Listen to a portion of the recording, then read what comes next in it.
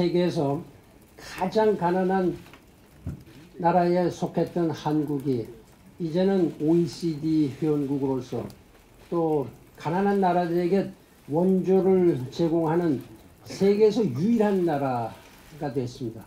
그만큼 대한민국은 위대하고 남들이 우러러보고 아주 경탄에 맞지 않는 이런 나라입니다.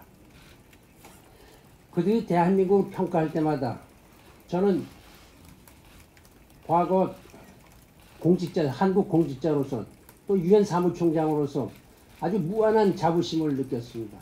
그들이 유엔 사무총장, 한국인 유엔 사무총장을 만날 때마다 저한테 좀 잘 보이면 특별히 뭐가 있지 않을까 이런 기대하는 것도 제가 많이 느꼈습니다. 그런데 우리나라에 이런 정치 혼란상이 일어나자 당신 나라에서 무슨 일이 일어나고 있냐, 왜 이런 일이 일어나고 있느냐, 그런 얘기를 할 때마다 제가 참 몸둘 바를 모르고 상당히 참 곤혹스러웠다, 이런 아주 솔직한 심정을 말씀을 드립니다. 잘못된 정치, 시대에 뒤떨어진 이 정치 체제를 청산하지 않으면 대한민국이 결코 선진국 대열에 올라설 수 없다는 사실을 제가 절감했습니다.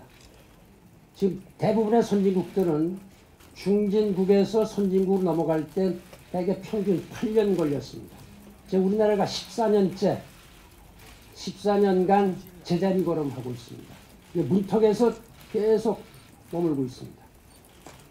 존경하는 국민 여러분, 그리고 언론인 여러분, 유엔 사무총장으로서 10년 동안 그야말로 전 세계 거의 모든 곳을 방방곡곡을 제가 다니면서 많이 배웠습니다. 정상들도 많이 만나고 기업인, 시민단체 지도자들도 많이 만났습니다. 제가 본 거는 성공한 나라는 어떻게 해서 성공을 했고 실패한 나라는 왜 실패했는지, 그리고 제가 아주 몸소 많이 보고 느꼈습니다. 지도자의 실패가 나라를 망치고 국민을 토탄 속으로 몰아넣는 것도 제가 많이 봤습니다. 나라의 발전을 위해서 좋은 정치, 좋은 정부, 좋은 국가 경영, good governance, 국가 지도자의 리더십이 얼마나 중요한지를 제가 아주 절감을 했습니다. 최근 우리나라의 현실을 볼 때 경제성장 동력이 둔화가 됐습니다. 양극화 현상도 심하고 이념적 대립은 격화되어 있습니다. 보수 진영과 진보 진영 간에 아주 대결을 이렇게 하고 있습니다. 제가 정부 교체, 제가 정부 교체를 미안합니다. 제가 정치 교체를 주장하는 이유도 바로 여기에 있습니다. 패권과 기득권, 낡은 정치로는 정권 교체라든지 또 다른 실패로 연결될 수밖에 없습니다. 제가 개헌을 해야 되겠다 추진하는 이유는 정치 교체를 위해서 꼭 필요하기 때문입니다. 현재 그 제왕적 대통령제 하에서는 지난 30년의 실패를 되풀이하고 존경받지 못하는 또 하나의 불행한 전임 대통령을 만들 가능성이 다분히 있습니다. 패권과 그 편가르기, 정치에서 분권과 협치의 좋은 정치로 가야 합니다. 각계각층의 국민 의견을 광범위하게 수렴을 해서 이 포용적인 리더십을 보여줘야 될 때고 생각합니다. 이를 위해서는 헌법을 빨리 개정해야 됩니다. 개헌의 시기는 대통령 선거 전에 이루어져야 합니다. 대통령 선거 때마다 개헌을 약속하고 정작 집권 후에는 흐지부지 해오던 일을 우리 많이 보아왔습니다. 분권과 협치는 이제 더 이상 미룰 수 없는 이런 시대적 과제입니다. 제4차 산업혁명의 그 저자인 그 클라우스 슈밥을 제가 떠나기 전에 만났습니다. 그 본인 자택에서 만나면서 차를 한잔 했는데 그때 그 사람이 이 제4차 산업혁명에 성공하려면은 분권이 선행돼야 된다고 했습니다. 그때 제가 정치 얘기를 한 거 아닙니다. 분권이 되지 않으면 이게 어렵다. 또 규제 완화도 돼야 된다. 이런 말씀을 했습니다. 그래서 개헌을 통해서 권력 구조와 선거 제도를 획기적으로 고쳐서 대통령 선거, 국회의원 선거, 이 총 주기를 한꺼번에 맞추는 게 필요하다고 생각합니다. 제가 선거 때마다 보면은 국민들이 양진영으로 갈려지고요. 오늘 후보별로 갈려지고 또 천문학적인 비용이 듭니다. 좀 선거 때마다 이루어진 여러 가지 앙금을 좀 풀 사이도 없이 또다시 다른 선거하고 또다시 또 선거하고 그래서 매년 거의 매년 우리나라는 선거로 아주 홍역을 치우고 있습니다. 또 하나 국회가 불신받고 정치가 지탄받는 이유는 우리 국회나 정치가 국민 대다수의 뜻을 대표하지 못하기 때문입니다. 지역 유권자 30 내지 40%의 득표로 국회의원이 되고 또 과반에도 미치는 지지도로 대통령이 되는 나라에서 그럼 나머지 60 내지 70% 유권자 과반 이상의 국민들 그런 어떤 정당도 어떤 국회도 어떤 대통령도 신뢰를 하지 않습니다. 저는 대다수 국민의 뜻이 정치에 반영되는 선거구제 변경, 군권과 협치의 헌법 개정을 통해서 정치 질서와 정치 문화를 확실히 교체하겠습니다. 존경하는 언론인 여러분, 우리나라는 지금 안보 위기, 경제 위기, 정치 위기에 이 3대 위기에 휩싸였습니다. 특히 우리 경제는 1997년 IMF 외환 위기 때보다도 더 심각한 상황입니다. 가계부채가 폭발하고 부동산 거품이 붕괴되고 금융위기가 연쇄적으로 발생할 수도 있습니다. 저는 우리나라 청년 문제를 많은 사람들이 생각하는 것보다 훨씬 더 심각하게 생각합니다. 전 세계를 돌다 보니까 우리나라 청년 문제는 특단의 대책이 필요할 정도입니다. 일본의 경우에 대졸자 거의 100%가 취업이 되고 미국도 대졸자 취업이 거의 상당히 높습니다. 상당히 높습니다.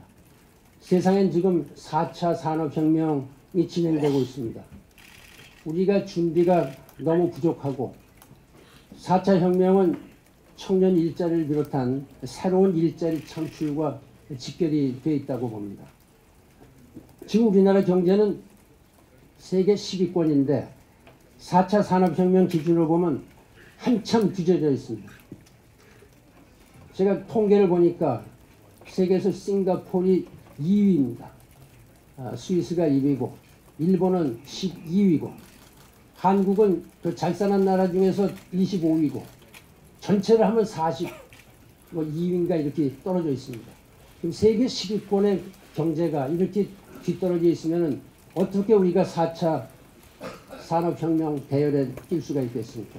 이 4차 산업혁명은 결과적으로 처음 앞서가는 선도자가 세계를 지배하게 되고 뒤떨어지는 나라는 결과적으로 낙오하게 되는 이런 상황입니다.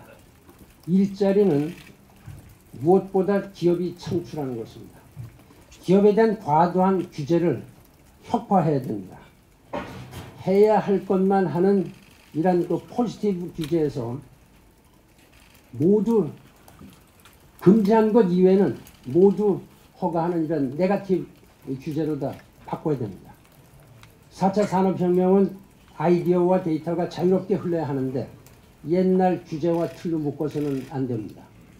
그래서 정부, 교육, 재벌, 노동 이 분야에서 대전환이 필요하다고 생각합니다. 이를 위해서 사회적인 대타협이 필요하고 이 대타협을 통해서 공정하고 정의로운 이러한 우리 국가의 대통합을 이루어야 된다고 생각합니다.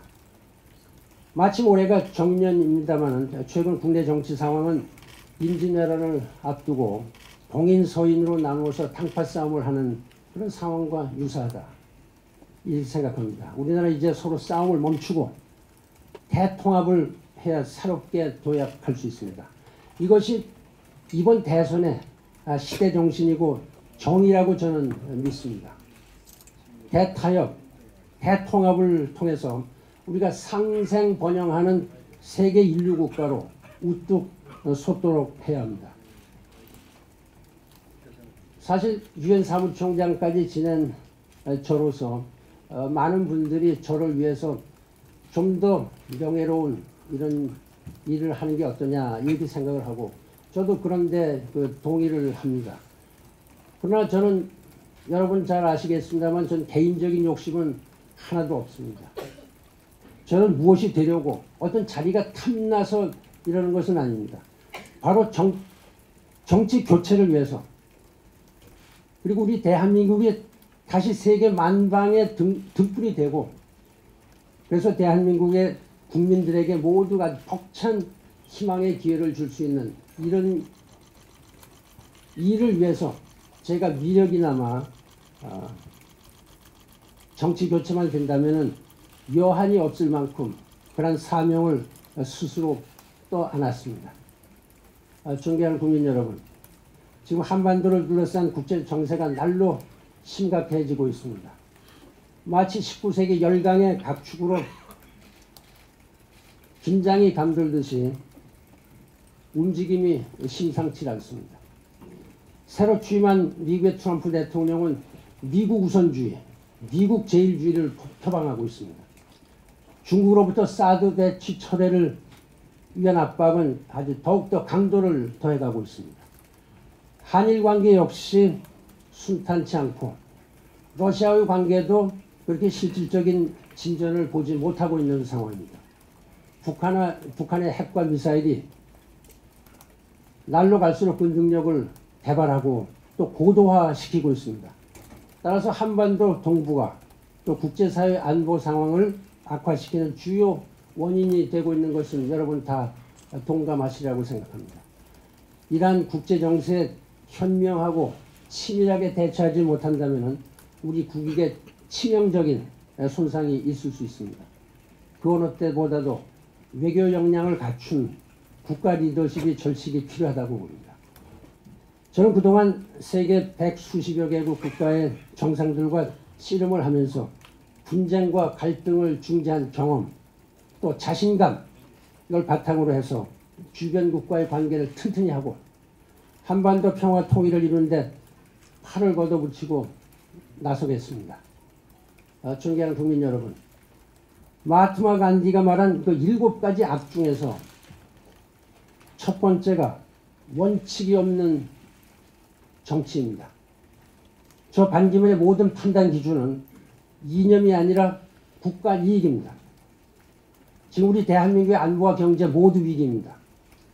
경제도 외교와 뗄래야 뗄 수 없는 관계입니다. 경제가 외교고 외교가 곧 경제입니다. 글로벌 리더와의 네트워크, 또 세계 무대에서의 그 폭넓은 경험, 식견이 필요한 때라고 생각합니다. N4세대라든지 헬조선, 흑수저, 금수저 뭐 이런 말들이 사라지고 청년들이 꿈과 희망을 가지고 희망이 가득한 대한민국을 만드는 일에 저희 모든 역량과 격려를 쏟아붓겠습니다. 여러분들의 따뜻하신 성원, 격려에 거듭 감사의 말씀을 드립니다. 고맙습니다.